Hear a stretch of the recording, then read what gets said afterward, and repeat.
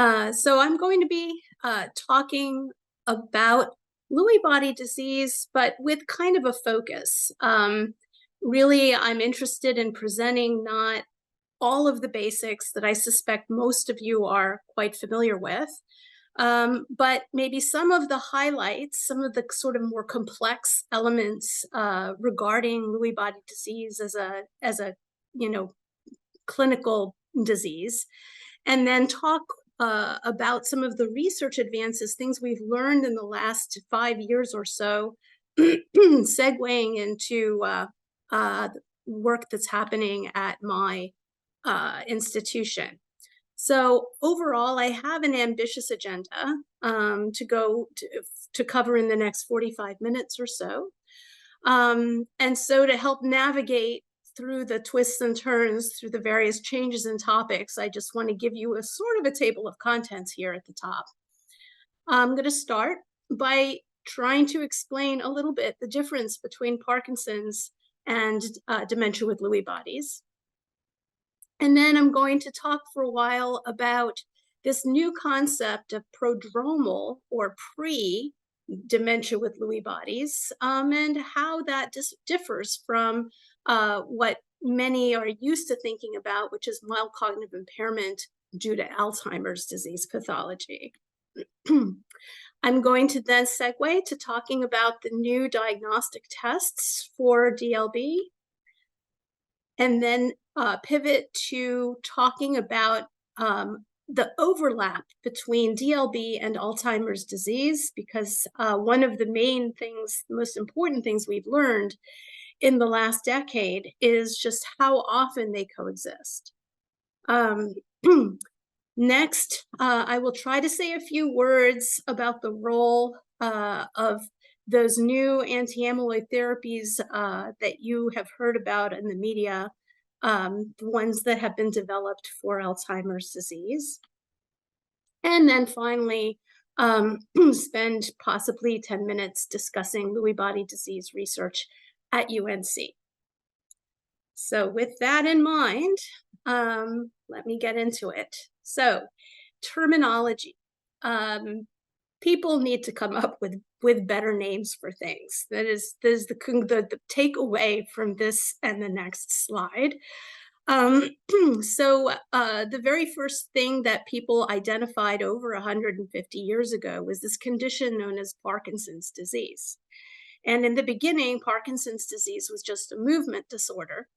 After a few decades of observing people with Parkinson's, it was recognized that a fair number of them went on to develop dementia after a period of time. And that entity, since the beginning of the last century, has really been referred to as Parkinson's disease with dementia.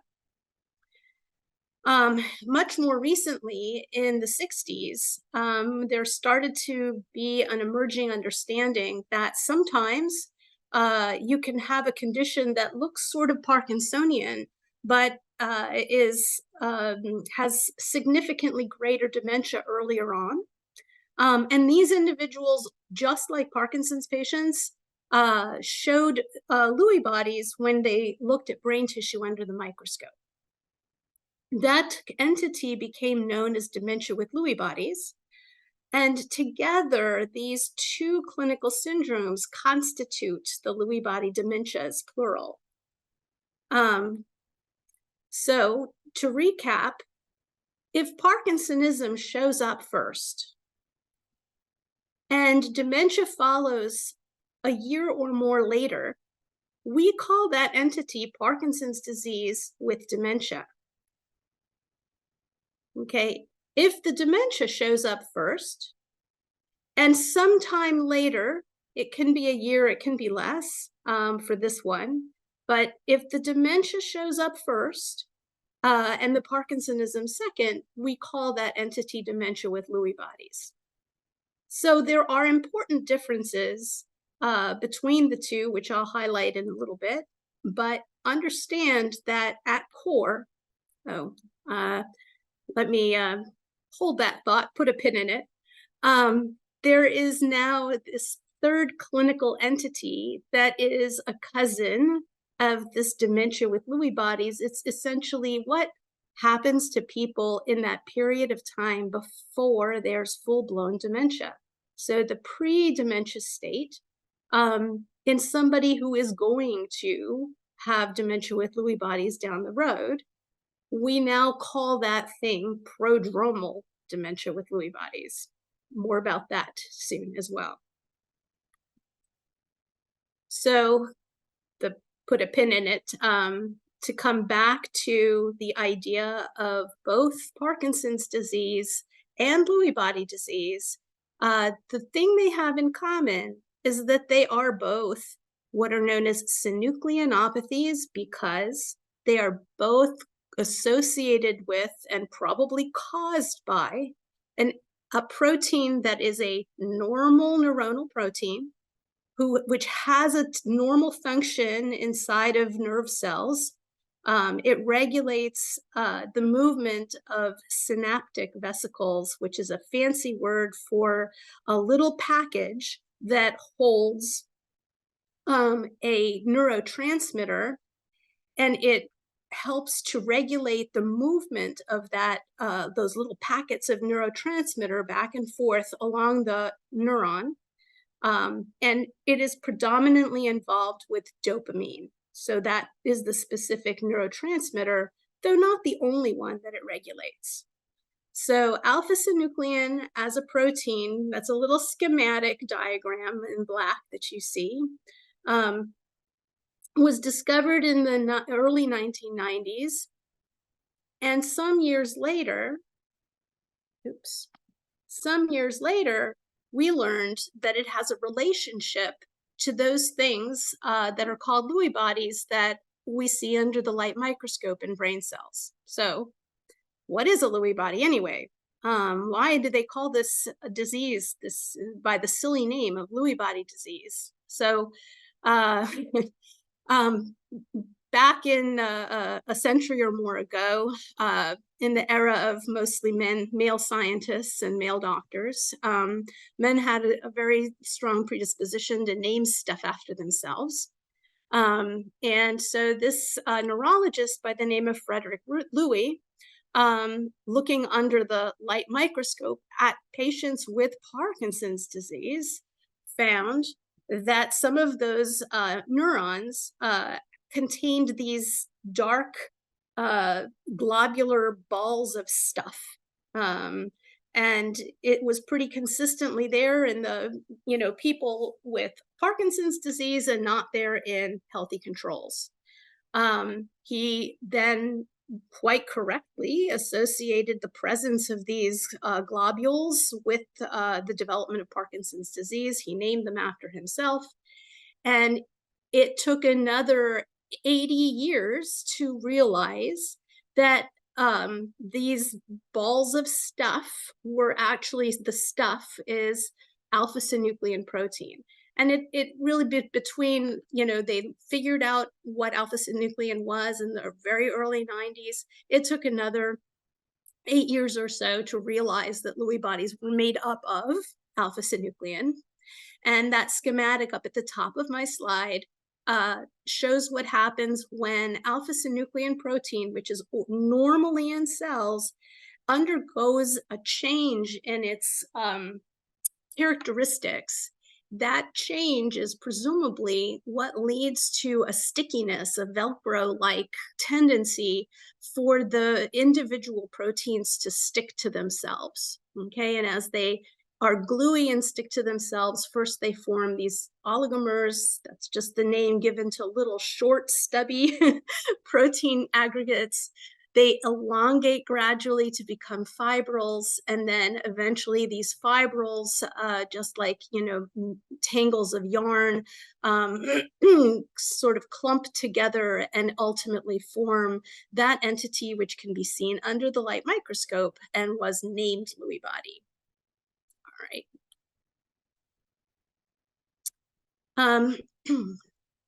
We all know on this call, I think, on conference, that dementia with Lewy bodies has multiple features. It doesn't just have dementia as its sole identifying characteristic. In the 2000 teens, a group of individuals who have a lot of experience in studying dementia with Lewy bodies came together and did what's called a consensus conference. And they came to the conclusion that in order to be considered as having dementia with Lewy bodies as a diagnosis, you need to first and foremost have dementia. And then they decided somewhat arbitrarily to say that you also had to have at least two additional features from among these four. Okay, Parkinsonism, which is really kind of the motor features of DLB that are shared with Parkinson's disease, which is why it's called Parkinsonism.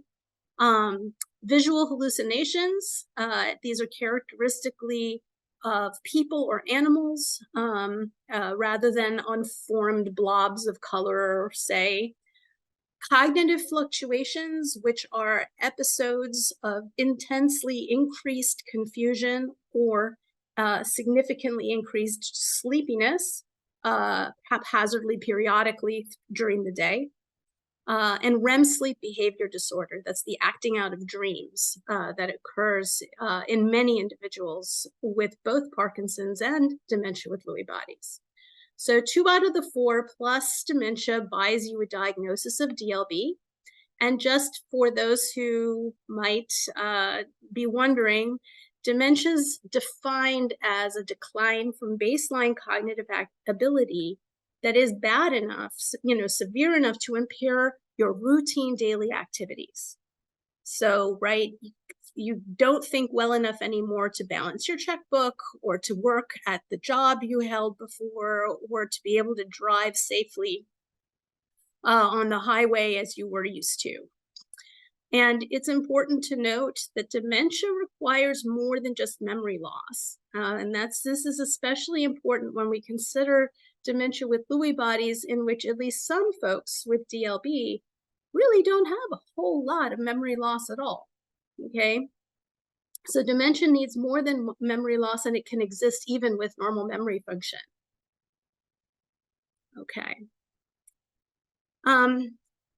So not all people with DLB look the same. And I also mentioned, right, that Parkinson's disease is caused by the same abnormal misfolded alpha-synuclein protein that DLB is. So turns out that the location where the alpha-synuclein aggregates are located has a lot to do with the symptoms. And that's because different parts of the brain have different jobs. So in the brainstem, which is in a picture in the first picture, which consists of the medulla, the pons, and the midbrain, these brain regions have a lot to do with controlling of movement, blood pressure, your sleep-wake cycle, the ability to remain unmoving or paralyzed when you're dreaming to avoid hurting yourself. And brainstem is also what we use to be awake, to be fully alert. The limbic system in the second picture, so that is a glass brain view, it's showing you kind of see-through because the limbic system is all on the inside. The limbic system is associated with emotional control and mood control, also has to do with your sense of smell because the olfactory bulbs are tied into it. And the limbic system has a lot to do with your reality testing. Finally, the cortex, that's the outside part of the brain, the part that we most closely associate and think of when we think brain. It's where all of the higher order functions happen. And so you can see a list of those: visual and spatial processing, judgment and reasoning, the regulation of attention. So attention comes from the brainstem, but how you're able to control it, to pay attention to one thing or more than one thing at a time, depends on the cortex. Memory and language are also cortical. So these differences in the functions speak to the various kinds of symptoms that people with DLB get. If you're familiar with the parable of the wise men and the elephant, right, you know that depending on what part of the elephant each of these blind wise men touched, made them declare and describe what the elephant was quite differently. So in DLB, the different symptoms that you see arrayed around the outside, trouble with smelling, trouble with urinary incontinence or constipation, the cognitive impairment, Parkinsonism, etc., all stem from alpha-synuclein caused damage to brain cells in different parts of the brain. And now I want to bring that thought back to this first slide. You know, what is the difference between Parkinson's and dementia with Lewy bodies? So what happens in Parkinson's with dementia is a bottom-up transfer of pathology from sort of from cell to cell or region to region, right? Starting in the brainstem. And people with pure Parkinson's disease have exclusively brainstem problems and midbrain, which is part of the brainstem. Whereas those with dementia with Lewy bodies usually start with the alpha-synuclein pathology up in the cortex, and it makes its way downward. And as it does, you end up with, you know, more of those typical Parkinsonian features. And that's it. That's the difference.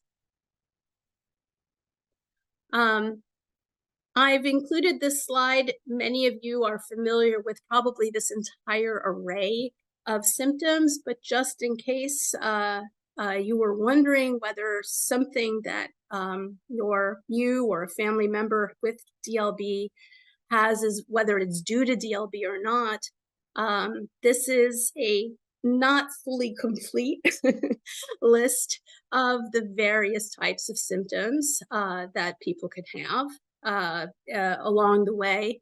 Obviously, not everybody has all of these, and they don't all appear at the same time. Okay. So I am transitioning to my next topic, and that is the precursor, or the prequel to dementia with Lewy bodies.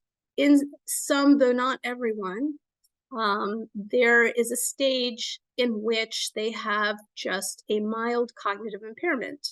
So, right, dementia doesn't start out full-blown most of the time. You slip into it through a progressive worsening of cognitive function, which in the beginning can be fairly subtle.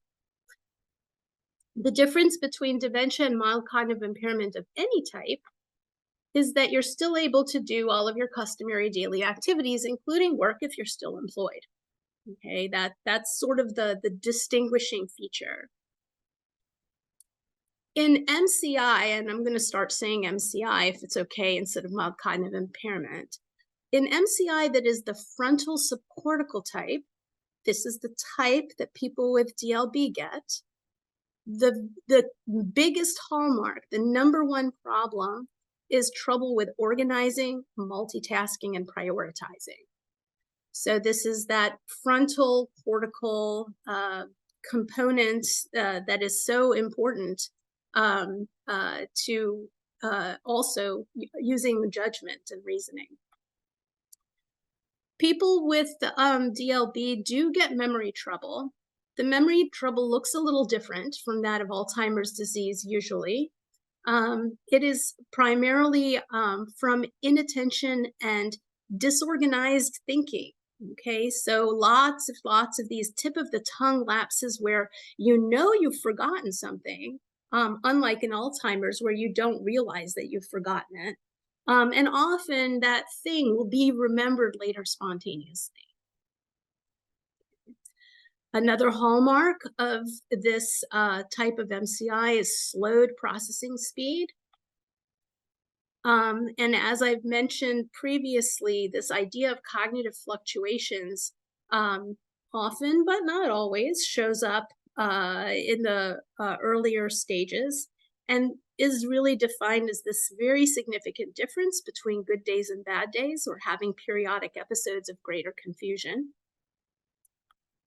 Finally, somewhat different from everything else that preceded it, is this visual spatial dysfunction. This is much more prominent in DLB that affects the back part of the brain. So it's if you will, almost a subtype of DLB. But people with visual spatial dysfunction have a hard time knowing where they've put things down. They turn away. When they turn back, they can't spot it again. They also tend to have relatively early driving problems. All right.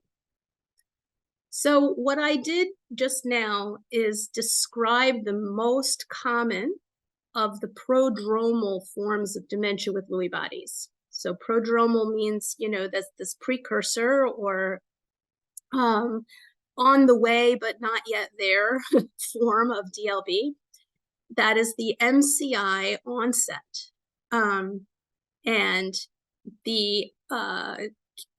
this condition is defined by cognitive decline on testing, not just by family description.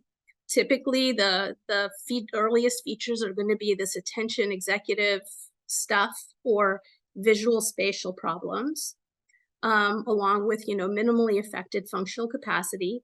And to believe that you have this MCI onset of DLB, you also have to have two of those other four major criteria that would ordinarily be part of the dementia with Lewy bodies diagnosis. So Parkinsonism, cognitive fluctuations, hallucinations, or REM sleep behavior disorder.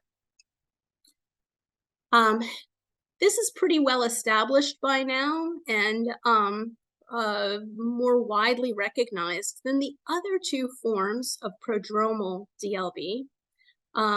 These two are still in what is known as research mode, meaning that it's being validated. We think that DLB can come on in one of these two ways as well.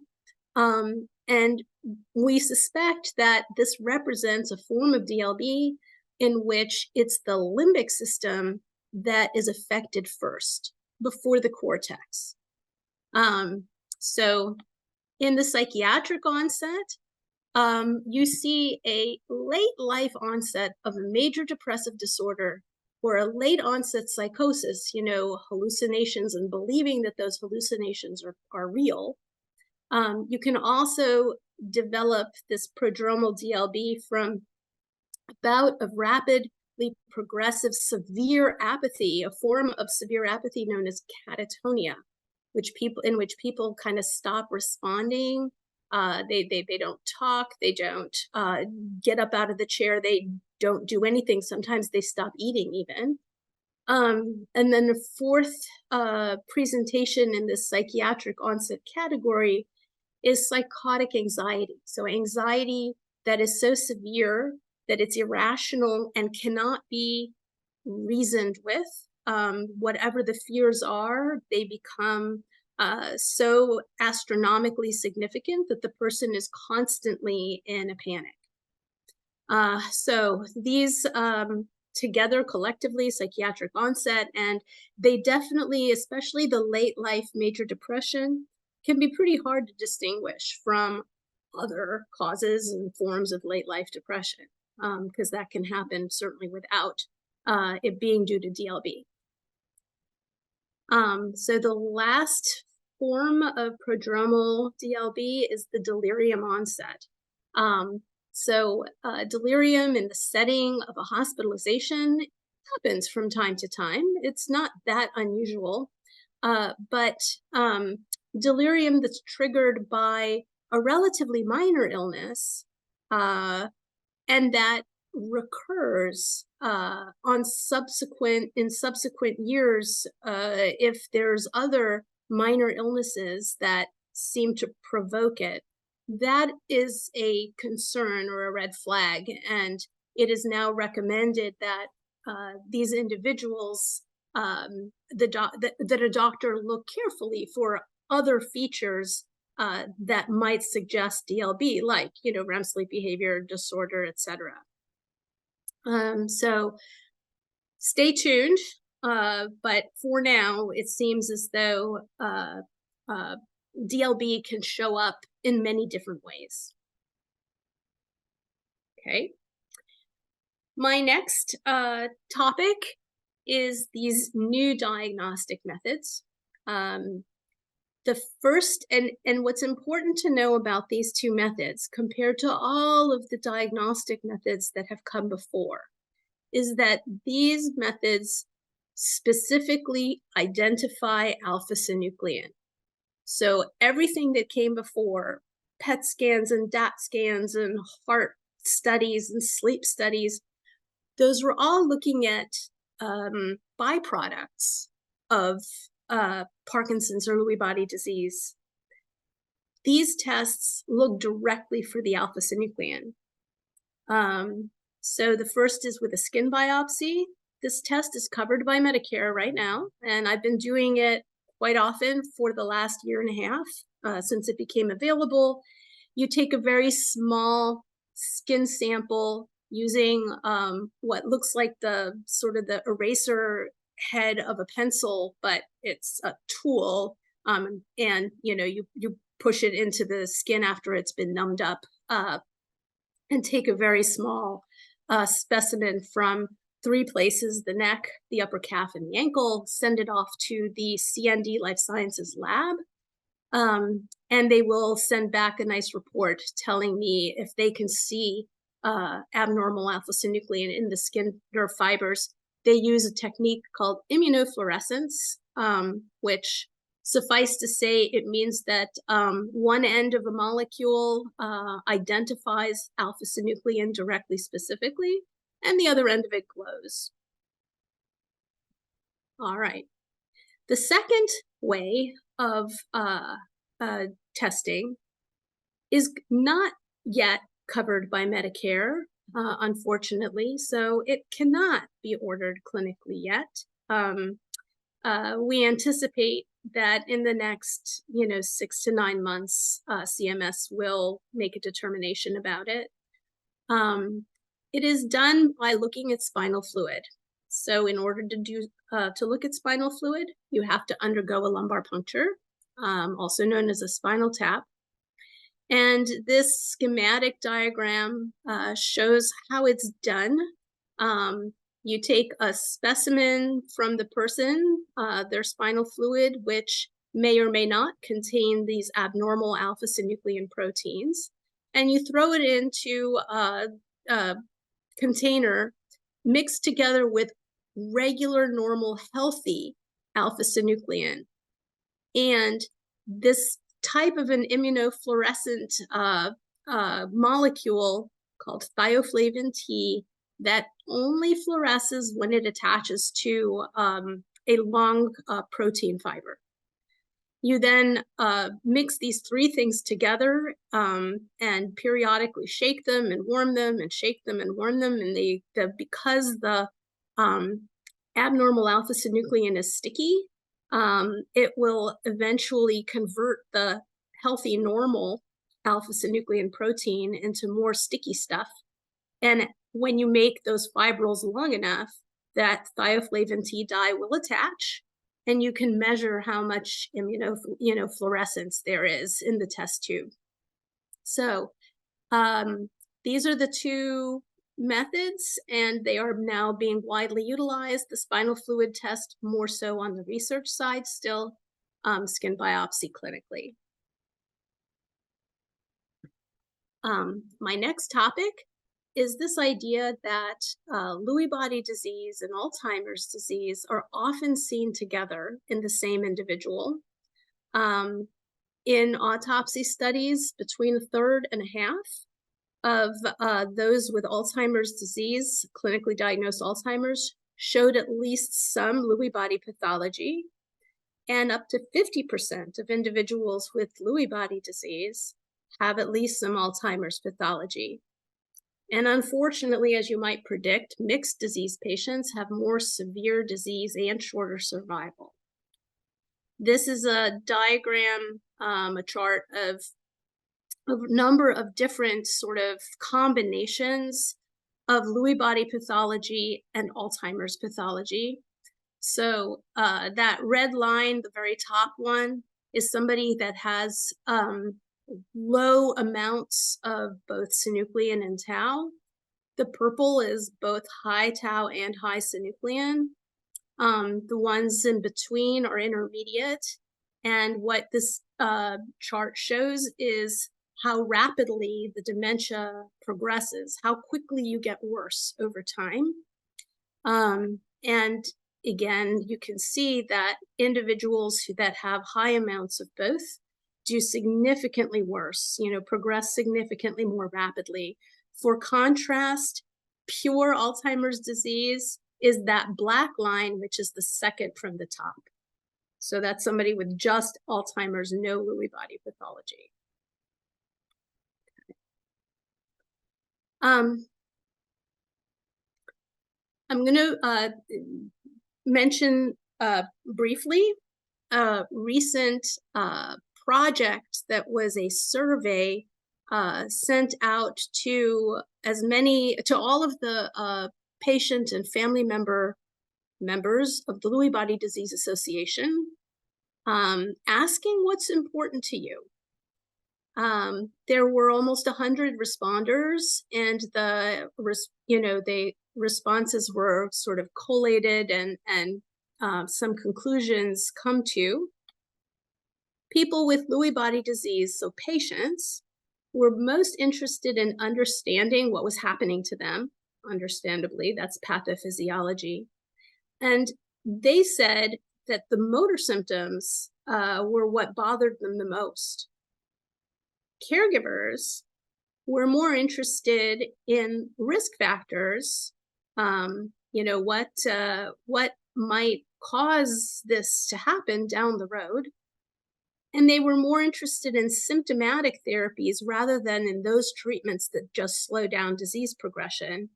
They were also much more bothered by the neuropsychiatric symptoms that didn't bother patients themselves as much. Both groups expressed a lot of concern that there are very few available Lewy body disease treatments and resources that were rated as particularly helpful. They also commented that they often did not receive some of the services or treatments that, in hindsight, would have been helpful. The takeaway that interests us researchers is that most of the people in the LBDA had never participated in Lewy body disease research, but they stated that they would be perhaps interested and willing if they were approached.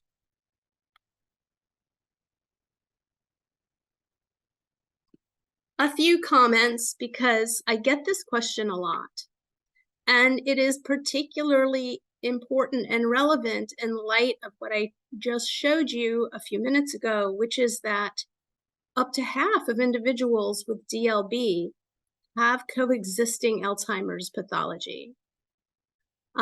So you might very reasonably ask, well, why shouldn't I get that drug that's for Alzheimer's patients if I might actually have Alzheimer's too? And there are some very valid and reasonable concerns for why you might not want to do that, at least not without some additional safeguards. So the biggest reason is because even in people with pure Alzheimer's disease, we know that a not insignificant number of them end up with brain swelling or brain bleeding, a condition known as ARIA, for amyloid-related imaging abnormality, because it was first identified on MRI scans.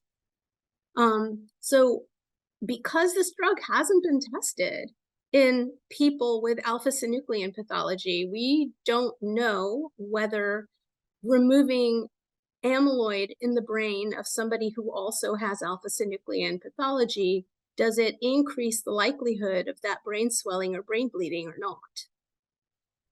This, of course, argues for conducting a clinical trial in individuals who have Lewy body disease to test whether it's safe and whether it's helpful. The second thing that would need to happen is to use double testing, because it would be silly to treat the 50% of DLB patients who don't have amyloid copathology, right, in the brain with a drug that could cause significant harm. So we would need to start testing everyone not only for alpha-synuclein, but also for amyloid and tau, which are the abnormal proteins for Alzheimer's disease. And, this can be done, but we really haven't, to this point, done that. Most physicians have assumed that if you have one disease, you don't have any others. And so they stop testing after you have a diagnosis. And we now are learning, but this is right, new research, sort of hot off the press. We are now learning that a lot of people have more than one disease at a time. So in order to move forward with using this kind of drug to treat individuals with compound disease, we're going to have to do some more testing and studying. So I am hoping to move forward with that in combination with some colleagues in the next year.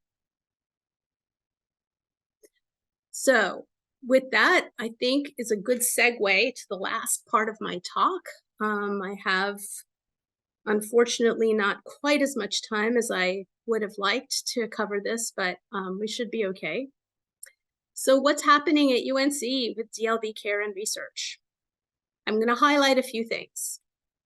The first is my hope that by the end of this coming year, we will formally and officially have named our UNC Lewy Body Disease Research Center of Excellence after Dr. Dan Kaufer, my predecessor and colleague and friend, who piloted the care and attention to DLB that you heard about earlier from Lisa.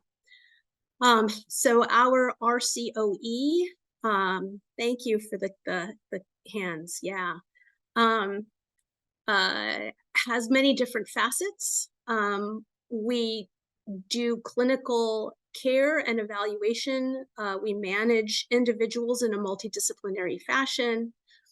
Through Pat Snyder, we have DLB-specific support groups. We do biomarker-driven, meaning skin biopsy, diagnostic support, and soon dual marker diagnostic support to look for that overlap population. We do clinical trials that I'll show you in a moment. We are a member of the very important national NIH-supported DLB Consortium. We have autopsy validation at our institution, and we have research collaborations with biomedical engineering focused on targeting some of the motor problems in DLB. The Dementia with Lewy Bodies Consortium was started in 2017. It's now in its second 5-year renewal period. There were 10 university sites originally headed by the Cleveland Clinic and Dr. James Leverenz. We are down to 8, but hope to grow back to 10 in the next year. We have 157 participants enrolled with a goal of 210. This is an incredibly important project because from this data stems all of the development of clinical trials and drugs that are now being tested and will be developed and tested in the future. This consortium is also the #1 way that you, as a patient or caregiver, will be given sort of first right of refusal, if you will, to participate in any clinical trials that develop out of the data from this project. I won't belabor the many things that are done to obtain information. You can kind of see a schematic. It is now a 10-year study where people enroll at baseline. They get brain imaging, lumbar puncture, cognitive testings, blood collection, and should it happen, a brain donation is asked as well. And then annually, everything is repeated other than the brain imaging is only repeated once. We need you. I am humbly asking for anyone who is willing to provide a day and a half of their time once a year and undergo the imaging and lumbar puncture, please. You can help move science forward very directly by being in this project. Okay. Clinical trial number 1 that is happening.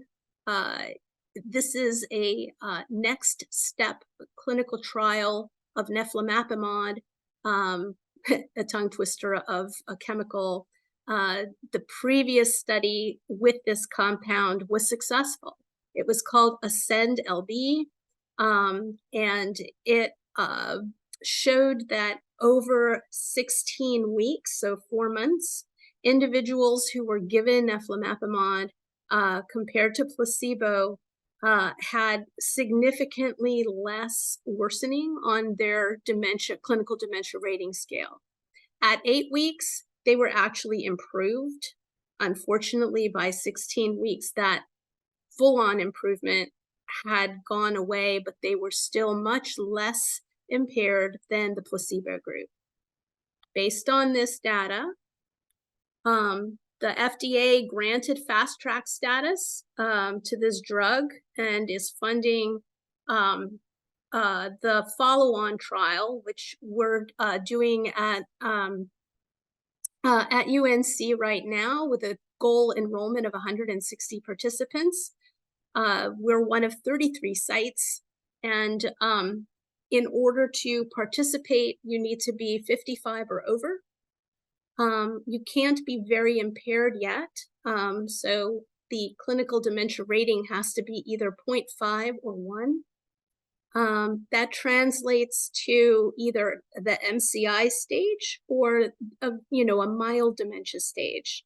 And we need to prove that you actually have dementia with Lewy bodies with some form of biomarker.